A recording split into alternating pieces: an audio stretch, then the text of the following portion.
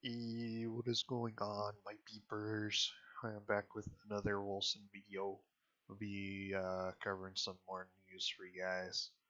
Um, Not quite the most recent news, but still fairly recent. So, gonna go ahead and get started. Upcoming beta. Let's talk about a bit about the beta transition now. We are finalizing the game modes, and our game design team is currently working on the balancing for all of the new gameplay that you will be testing.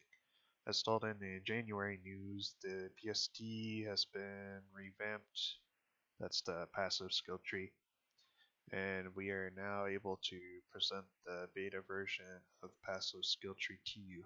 Keep in mind that these values are still subject to change. So the values are basically placeholders, which I would have guessed personally. Ring 1 Soldier. Most armies create their own mythos, populated with larger than life heroes that give troops examples to look up to. Detractors will always miss them as artificial myths created to fuel the war propaganda that surrounds them. Yeah, Soldier Almeric is very real. He insists on keeping the lowest rank in the Purifier's army because he categorically refuses to leave the front line or to burn himself anything else than the art of killing. His home is the battle. So, this is one of the nodes, one of the examples of the nodes. It gives you plus 15% max health. And it is called Shield of the Unseen. And then for the description, purifiers protect mankind from the supernatural evils of the world. It's like open to Sprite or something. Bunch of pompous twats. Dang. Dang. Dang. I really play along that rubbish as long as they let me slaughter stuff for them. And that was by Ulmerek himself. So it seems he feels a little bit strongly about some things. Clearly. And then under that we got the Soldier Discipline node, which gives max health and all resist. And then Zealous Might, which gives crit hit damage. And then choosing a Soldier Path will allow you to improve Ferocity attribute bonuses, as well as your health and your resistance bound to toughness. Then we got the Then we got the Sentinel. Intelligence gathering is the key to successful warfare.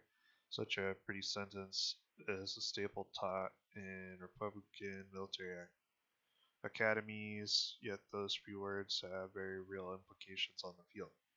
There's an ever-growing need for discreet and fast soldiers able to track opposing forces' position, work behind enemy lines, or even infiltrate them for sabotage. They are the backbone that allows inquisitors to make sound strategic decisions. One of them made herself a name among Republican troops, the Flying Dragoon, a scout from a squad of light cavalry dedicated to harassing the enemy's supply chain. Her reputation states that she is so effective that her sabotages are enough to shatter opposing troops' morale. Ding! Covert Operative gives dodge chance, plus 10%. If you want to get a feel of the enemy, join them, standing armies, or evil cults, it matters not. You have to think and move like one of them if you want to survive. The hardest part still will always be to break character and slip out for a report. That was by the Flying Dragoon herself. Resilient, you get plus 5% force shield and plus 5% maximum health. And then celery, Celerity.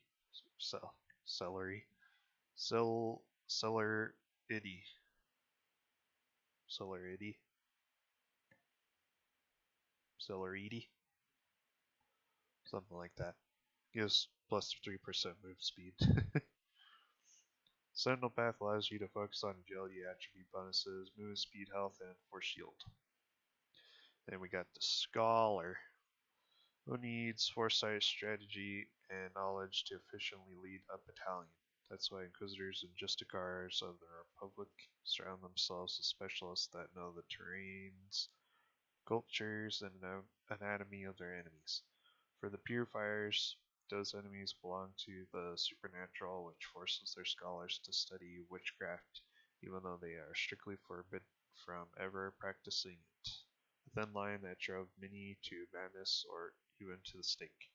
Yet Counselor Jeremiah successfully mastered those forbidden arts in secrecy, using them to become one of the best battle masterminds in history. Of course, he has declined all opportunities of advancement, being more than happy to stay in the shadow of ambitious inquisitors while he delves deeper into forbidden knowledge. So, you got the Praetorian Strategist, which gives plus 10% status ailment chance. Patience, Inquisitor, stay your hand. Our foes are cornered, and not going anywhere. Our best move might be not to move at all. Let them slowly wither. Force them into a desperate charge to break our lines. Only then shall they be crushed. That was by Jeremiah. Then got Physician, which is elemental status ailment chance, and then chemically empowered brain, which is plus 5% force shield and force shield regeneration. Scholars are focused on wisdom, attribute bonuses, as well as force shields amount and regeneration. And we got Ranger, like a migratory bird. The flying city of Archeon follows a nomadic lifestyle.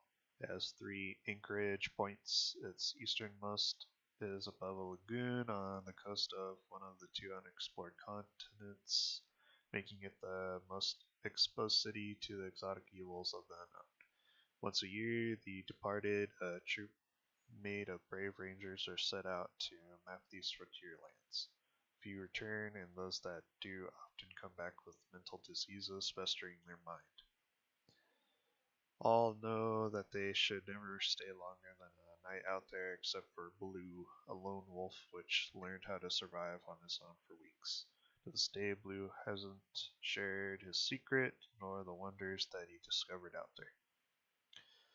Come what may, projectiles pierce every target within a 6 meter radius. Almost said 6 mile radius. That would have been pretty impressive. It would have been like the whole map. I've seen so many departed die from the treachery of these lands, warning them of the horrors they will face. Do not change their fate. You will have to be there.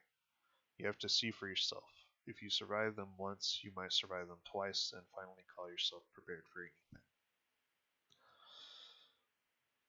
Overwhelming barrage. Your projectiles have a 5% chance to knock enemies back. Swift death is plus 10% projectile speed. Skirmish specialist, which is plus 3 meters of projectile pierce range. Rangers are focused on projectiles improvements in many ways, either by improving their speed, your critical chances with projectiles, or even adding 1 projectile. Since it applies to all types of projectiles, you will be able to use this specialization not only with bows and pistols, but also with spells, throwing projectiles, and with stabs. That is pretty neat.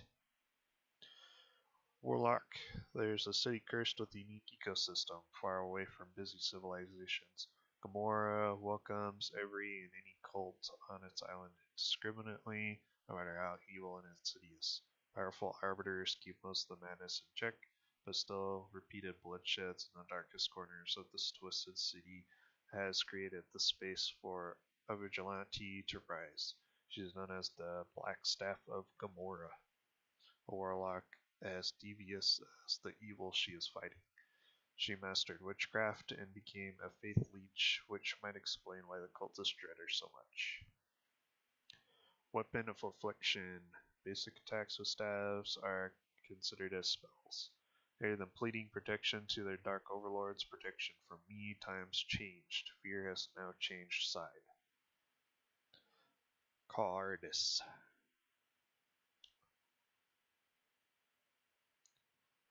Insatiable Hunger, which is plus 5% spellcasting speed. Impatient, which is minus 30% transfer time from willpower to rage. Ravenous Magic is plus 10% life leech from spell damage. Warlocks are solid spellcasters with rough spell damage. They can also improve willpower replenishment, life leech, and specialize in force shield, staff mastery. Then Praetorian. The Kingdom of Laban has a strong history of assigning their best warriors to the protection of their ruler, yet a few decades ago their king disappeared following a series of tragic events. Since then, the kingless remain purposeless, training day and night, ever ready to fulfill the oath should the crown return. But one of them chose not to wait any longer. He left the realm to track down clues of his sovereign's whereabouts. Should there be nothing left to protect, then he would avenge him and bring back the crown for a new king to take the throne. We've got the Retaliator, which is plus 3% damage for physical resistance percent. First shield of the kingless used to tell us, should one of us fall, do not mourn. Do not offer that to your foe. Instead, pick up the shield of the fallen and bash the skull of your enemy with it. If my king died, I dare not think of the pain I will unleash on the murderer. Immortal Blood is plus 10% health regen. Regenerative Body is plus 10% health regeneration rate. Iron Skin increases your resistance score for all resistances by 5%. Praetorians are very resistant champions and solid allies who can improve blocking, resistance, health regeneration, and deal deadly damage based on its defense values. So it sounds like the Praetorian is pretty much going to be like the tank build, more or less, for Wolcen. Assassin. Most of the Koi Empire's territory is covered in jungles. Its cities are connected by a network of trade roads regularly patrolled by Imperial troops, but for the past 15 years the Jade Legion has been harassing the caravans with ambushes all over the Empire. Their elusive nature has shrouded them in mist concerning their motives and habits. To this day, one of the best kept secrets of the Emperor is that the current Jade Legion's leader is an Imperial agent working for him. He infiltrated them, assassinated the previous leader, and took his place. Now the Emperor puppets the Jade Legion to justify exuberant taxes over all the cities under his dominion. Slipping Shadow. Active dodge can go through enemies. No Jade Legionary has ever been interrogated. Our evasive maneuvers are unparalleled, as for those that do get caught, their will never falter when comes the time of their ultimate sacrifice. The toxin in their hidden tooth is very effective. Hunter's Vigor, you get plus 25% dash cooldown reduction. Weak spot focus is plus 30% critical hit damage, and then Serpentine Infinity is plus 25% poison stacks duration. So assassins are poison specialists and very fast fighters. Their mastery is focused on dodge and dash improvements as well as toxic damage, along with attack speed and critical chances. Then we got the Kabbalist. The greatest collection of interacts known to date is ordered by a single man, an augur leading the seclusive cabal of illumination. Deep into the subterranean city of Salander, he built an academy for students to train into the manipulations of the precious ancient artifacts. However, this augur is a cautious one. He keeps his most powerful interacts in a vault at the core of a labyrinth from which only he knows the exit. If his reputation is to be believed, he learned to master all the spells and secrets that came in his possession. So we got Power of the First Men, which is plus 40% chance to apply an additional ailment stack. Pride and stupidity are the metal of modern men. How dare they think that we are at the peak of our evolution? In fact, that peak happened eons ago. The interacts that they use for energy are a painful reminder that we are but an afterthought of our former glory. Magical Mastery is plus 5% spell damage. Elemental Attunement is plus 10% elemental damage. Tormentor is plus 10% status ailment chance score. Kabbalists are ailments and elemental specialists, superior mages that will focus on affliction damage and generation, as well as elemental spell damage and spellcasting speed. And then we have, there we go. We have Warmonger. Every civilization has horrendous tales of barbarian hordes murdering, pillaging, and raiding innocent people. Most of the time, these exaggerated stories are meant to give shivers during the long winter nights, but these nightmarish depictions of violence caught up with fiction when the ravagers of the Blood Tier storm the lands of Varg. The terrifying warrior depicted as a whirlwind of iron and gore has risen as their new warlord. In his aura, they seem to have reached new depths of savagery. Cannibalism, blood rituals, dismemberments. The madness knows no bounds anymore. Feast for the Crows is plus 10% life leech. We do not sow, but we harvest. We join the crows for a feast. Our table is the battlefield. By Injar. Appetite for Bloodshed is plus 10% rage generation on hit. Combat Adrenaline is plus 10% to attack speed. And Cannibalistic Savagery is plus 10% life leech on a bleeding target. Warmongers are ferocious fighters focused on attack speed, life leech, rage generation improvements, and in many different ways to make their enemies bleed even more.